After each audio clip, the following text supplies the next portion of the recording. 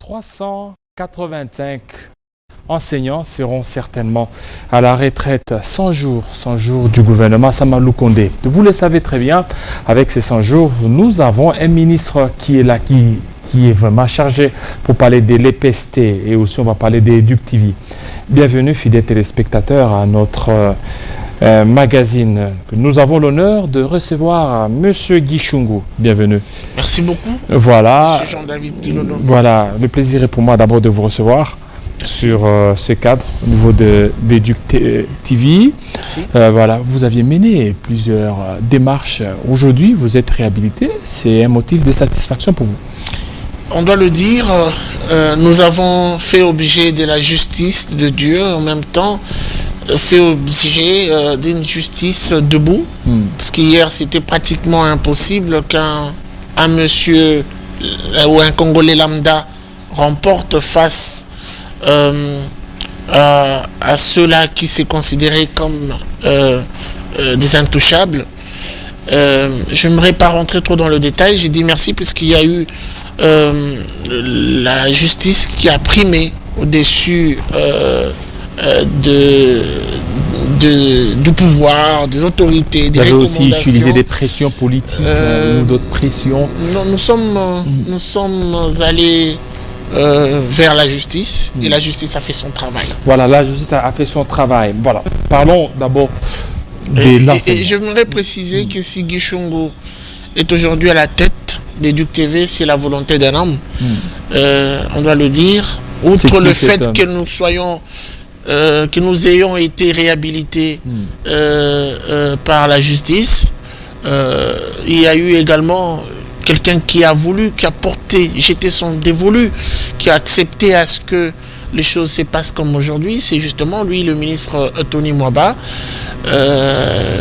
Il a une vision assez large de choses.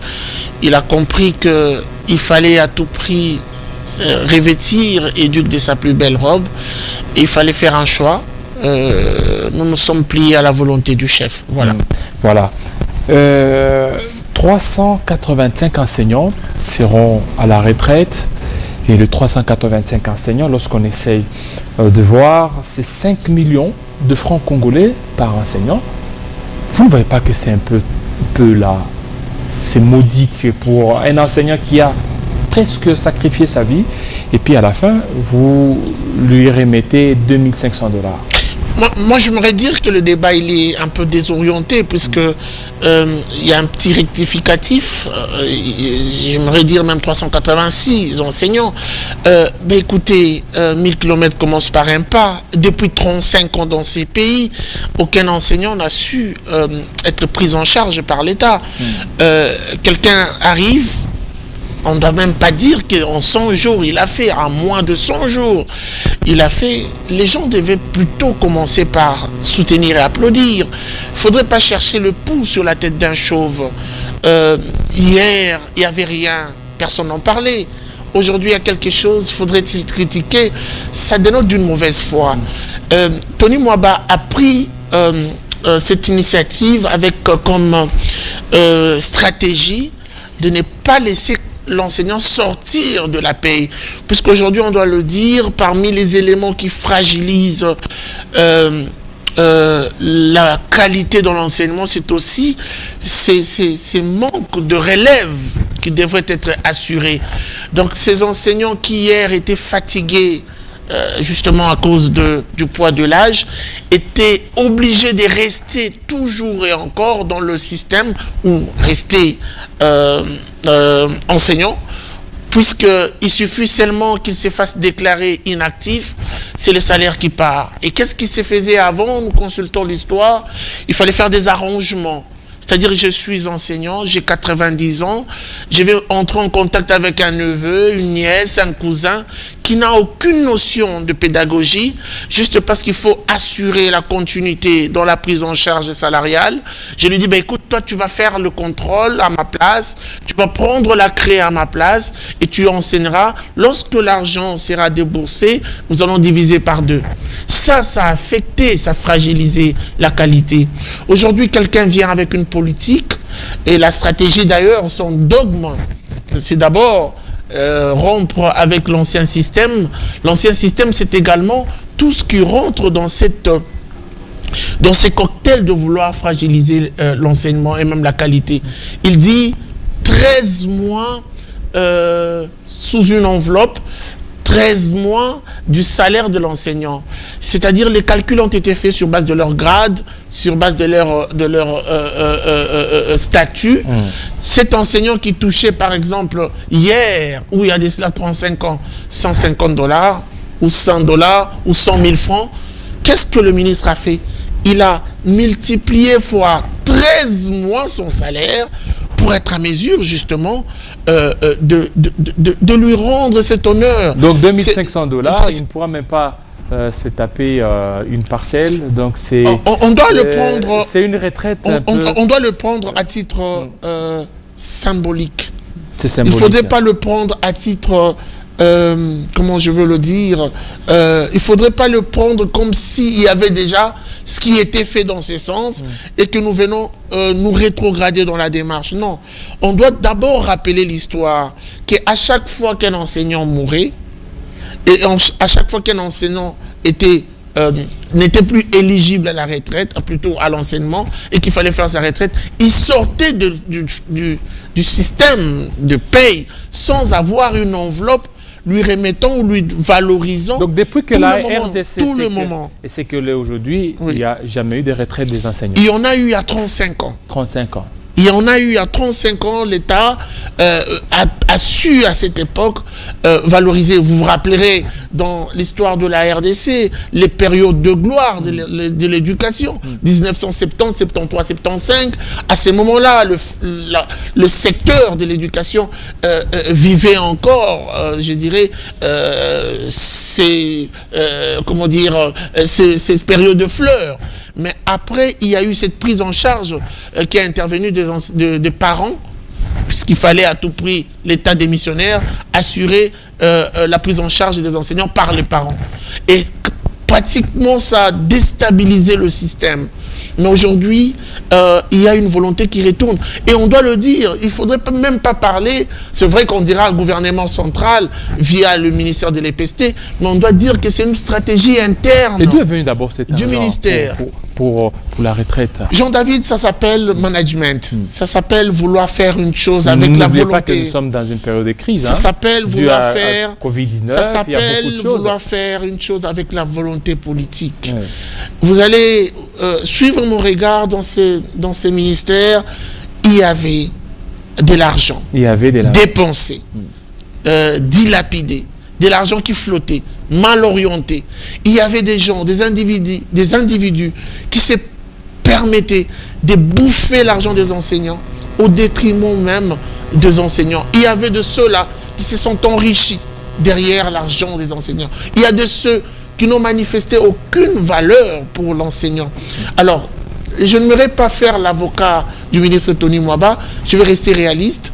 Le ministre arrive avec, à l'esprit d'abord, valoriser l'enseignant. Ce qui s'inscrit d'ailleurs dans la vision du président de la République, Félix-Antoine Tshisekedi Tshilombo. Nous avons besoin de redonner la qualité à l'éducation. Nous devons valoriser ceux-là qui touchent à la craie pour donner, justement, contribuer à cette qualité. Et la stratégie était simple. Il fallait juste verrouiller certains robinets pour avoir de quoi subvenir aux besoins. Et le ministre Tony Mwaba a toiletté les fichiers en supprimant tout ce qui est, on doit le dire, agents fictifs, faux arrêtés, tout ce qui constituait hier de sources de détournement de fonds. Aujourd'hui, on peut le dire, il a su capitaliser cet argent, il a su mettre au service de l'enseignant, ces fonds, et on doit le dire, l'accent des observateurs s'oriente beaucoup plus vers ces gestes de prise en charge des enseignants, la mise en retraite. Mais avant ça, il y a eu le rajout ou l'augmentation de 100 000 francs sur le frais de fonctionnement des écoles. Il y a la prise en charge de tous les enseignants NU de l'école maternelle. Vous n'en parlez pas. Je vous rafraîchis la mémoire. Il y a eu plus de réalisations. Qu'est-ce qui doit être remis en surface? Dans moins de 100 jours. Dans moins de 100 jours. Pourquoi ne pas le dire? Et ne pas le dire, c'est être de mauvaise foi. Voilà. Vous aviez dit que ça fait 35 ans que ce système existait de la mise à la retraite. Est-ce qu'aujourd'hui, vous avez déjà mis en place aussi une politique de pouvoir pérenniser cela? Parce qu'on sait qu'en RDC, on commence et puis on ne termine pas. C'est peut-être la première tranche, et vous avez dit c'est le premier lot, le 385, et puis ça va finir seulement comme ça serait un peu... Je veux dire que le ministre a donné le là. Il a initié, il a, comme ça on va le dire, peut-être poussé le bouton plus loin, mais c'est à l'État. C'est au gouvernement de protéger la démarche. Protéger la démarche pour que ça soit beaucoup plus perpétuel. Justement, c'est ce que je dis. Premier lot, deuxième lot. Quelle a été la stratégie utilisée par le ministre Tony Mwaba? En principe, ce qu'il a fait devrait peut-être être constitué une jurisprudence pour les autres qui viendront. C'est-à-dire qu'on ne doit pas être justement dans cet état, dans cette république où les bonnes initiatives meurent d'elles-mêmes. Vous le dites aujourd'hui puisque ça constitue un problème. Ce n'est pas à moi de dire qui doit faire quoi, mais je pense que c'est interpellateur.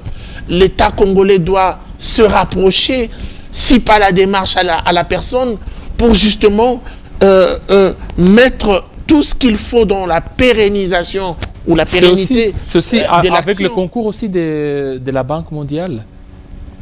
Non, mais écoutez... Ou c'est avec le gouvernement, avec l'argent de contribuables. Écoutez, je l'ai dit tout à l'heure que c'est la stratégie interne. La Banque mondiale intervient. C'est vrai pour ce qui est du secteur de l'éducation, on doit le dire. La Banque mondiale intervient, mais on doit aussi dire que... il ne faudrait pas toujours rester dans la logique de la politique à main tendue. C'est ce qui nous fragilise. La RDC, c'est le pays où Dieu a tout donné, même le reste. Nous ne pouvons pas continuer toujours à rester ces Congolais clochardisés en outrance. Vivre dans ces misérabilismes ambiants. Nous devons innover. Innover, c'est aussi s'auto-prendre en charge. Je me rappelle le discours du président Laurent Désiré qui nous ramenait vers une autoprise en charge. Je sais voir entre les lignes la volonté du président Félix-Antoine Tshisekedi qui pousse ces Congolais dans une autoprise en charge.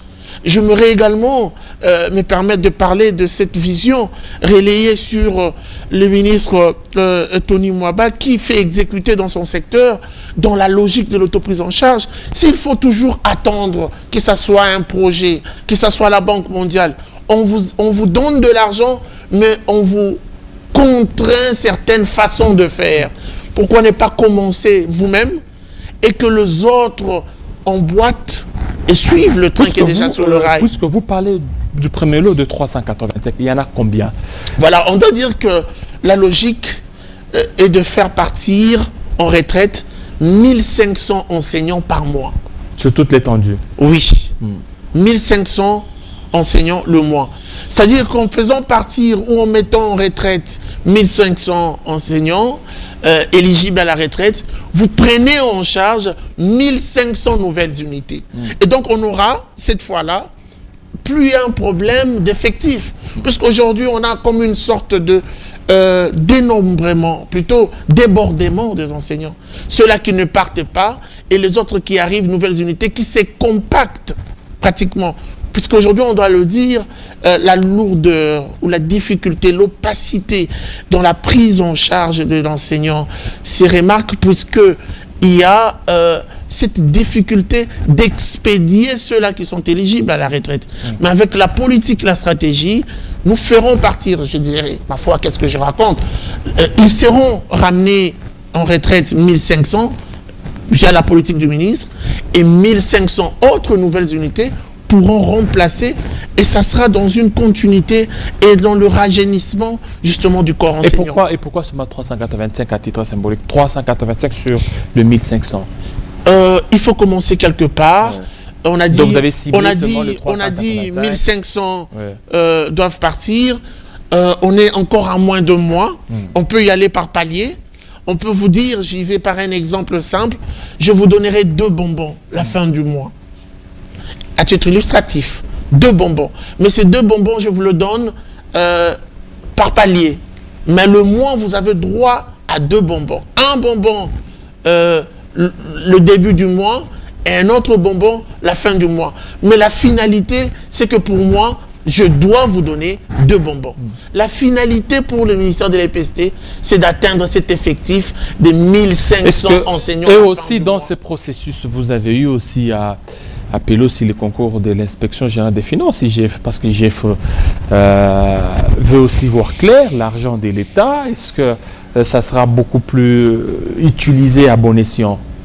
On doit le dire, l'IGF ne fait pas peur à l'EPST. C'est normal parce Pourquoi? que parce que Tony Mwaba et des l'UDPS, ceux qui sont des l'UDPS ne sont pas beaucoup plus. Je rectifie. Tony Mwaba est ministre de l'EPST. L'IGF, c'est un inspecteur chef de service. L'inspection générale a fait office d'une certaine neutralité. C'est l'inspection générale à compétence d'OPJ à compétence restreinte, à moins que je m'abuse. Alors, le rapprochement à faire entre une structure de l'État en toute neutralité et un individu qui sert la nation, je trouve que c'est vraiment mal placé. Ce qu'il faut peut-être dire, pourquoi, c'est la question qui devrait être posée en amont, pourquoi est-ce que Tony Mwaba ne se sent pas inquiété, ou est-ce que Tony Mwaba sera dérangé par la présence de l'IGF? Alors je réponds à cette question qui ne m'a pas été posée. J'anticipe.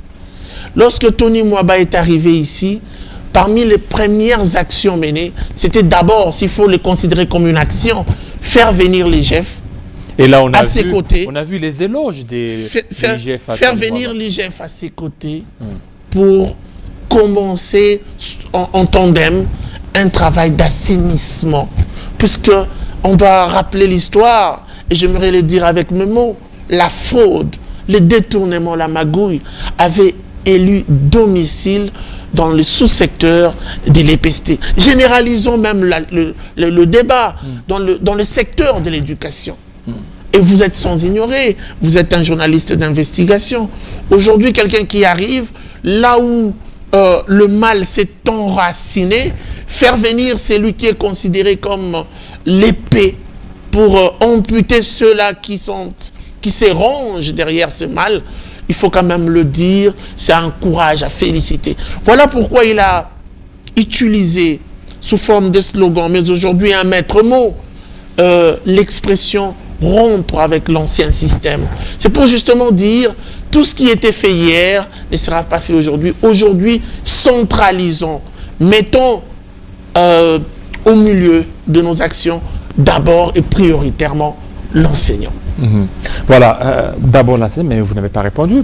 Est-ce que IGF aussi a eu à contrôler, à vérifier ces processus? Parce qu'on est en train de voir IGF dans beaucoup des régies financières et dans beaucoup d'autres entreprises. Notamment à l'EPST. Voilà, c'est-à-dire ça répond à votre question. Est-ce que ce processus aussi a été aussi validé par l'inspection générale des finances?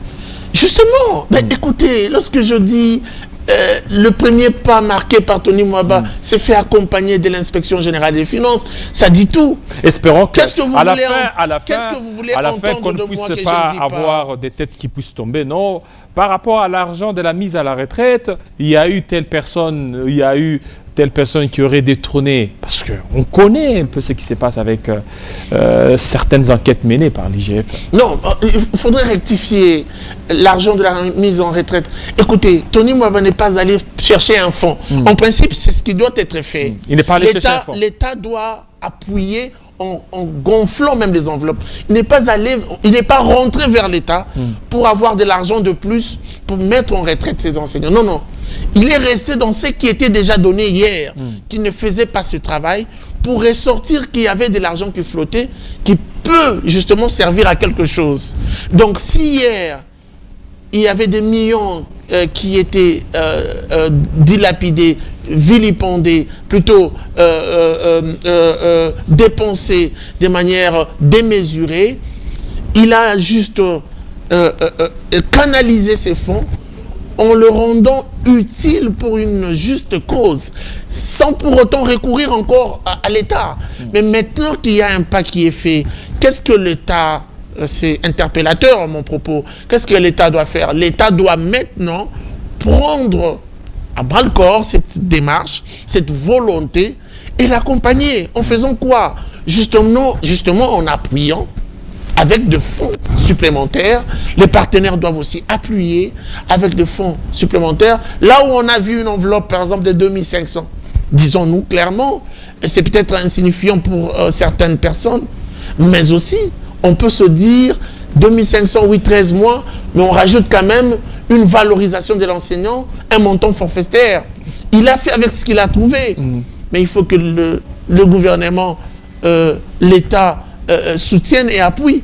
Voilà, les 100 jours du gouvernement Samalou Kondé, Tony Mwaba fait partie. Est-ce que c'est suffisant, ce qu'il est en train de faire? Je pense que le mot suffisant ne trouverait pas sa place pour justifier ce que fait Tony Mwaba. Je dirais que c'est même débordant. Débordant pourquoi?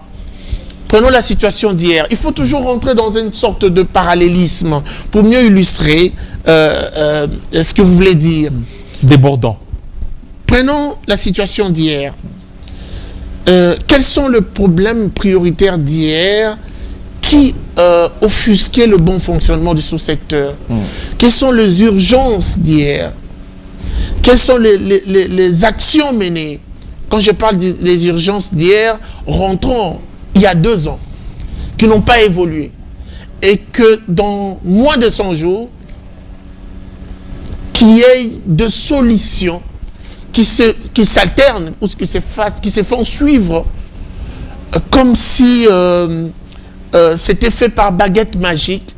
On doit le dire que c'est quand même débordant. Parce que on ne pouvait pas croire qu'en moins de 100 jours, autant d'enseignants seront renvoyés en retraite. On ne pouvait pas croire en moins de 100 jours que tous les enseignants de l'école maternelle, en ce qui concerne les écoles publiques et conventionnées, pouvaient être pris en charge. On ne pouvait pas croire en moins de 100 jours qu'on ajouterait ou qu'on augmenterait 100 000 francs sur les frais de fonctionnement. On ne pouvait pas croire qu'en moins de 5 jours, qu'on stopperait les arrêtés fictifs. C'est le ministère le plus chouchouté, vous ne voyez pas. C'est le ministère le plus chouchouté. En quoi faisant? Oui, mais vous voyez déjà, en quoi faisant?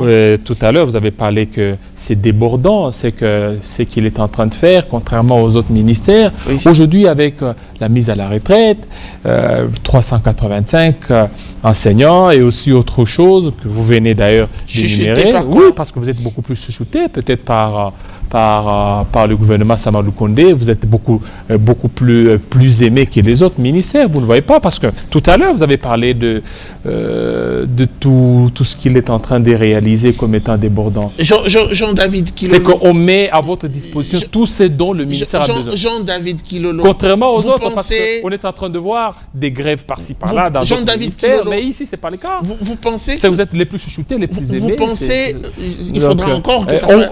On vous met à l'aise, on met à la disposition de tous les moyens dont il a besoin.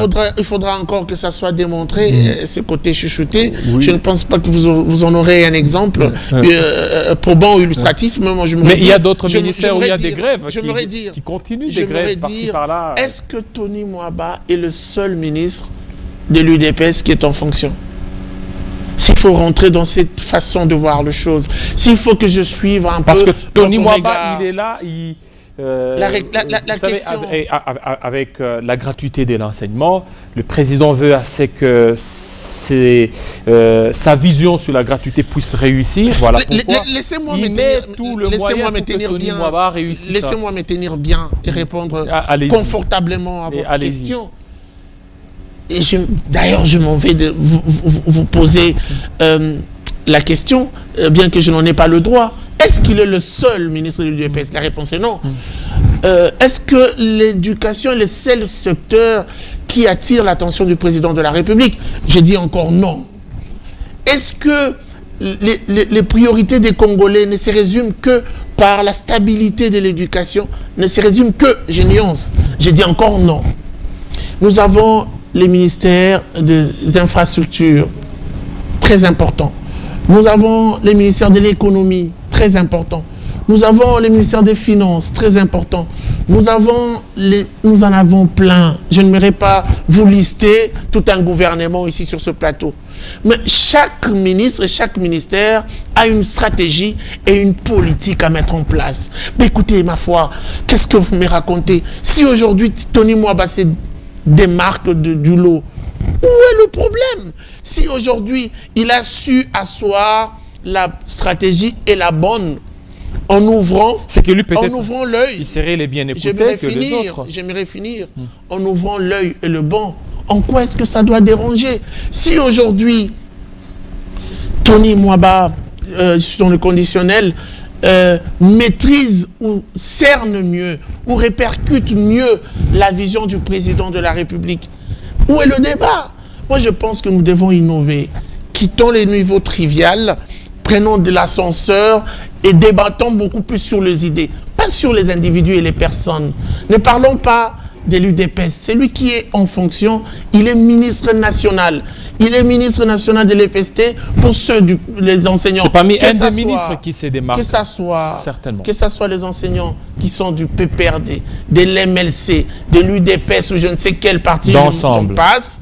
Il est ministre national de toutes ces personnes. Alors généralisons un peu la question et parlons de celui qui est à la tête de ces ministères qui fédère plusieurs autres, parce qu'on doit dire c'est transversal. Aujourd'hui, on ne peut pas parler de l'économie sans pour autant avoir une éducation de base. C'est le ministère qui fédère d'autres ministères pour une nation assise et une nation émergente comme le veut et le souhaite le président Félix-Antoine Tshisekedi Tshilombo. Voilà, merci beaucoup. Espérons que ces bel élan ira jusqu'à la fin du gouvernement de Sama Lukonde. Merci, fidèles téléspectateurs. Ça n'est fini. Restez branchés sur votre chaîne. À tout de suite. À très bientôt.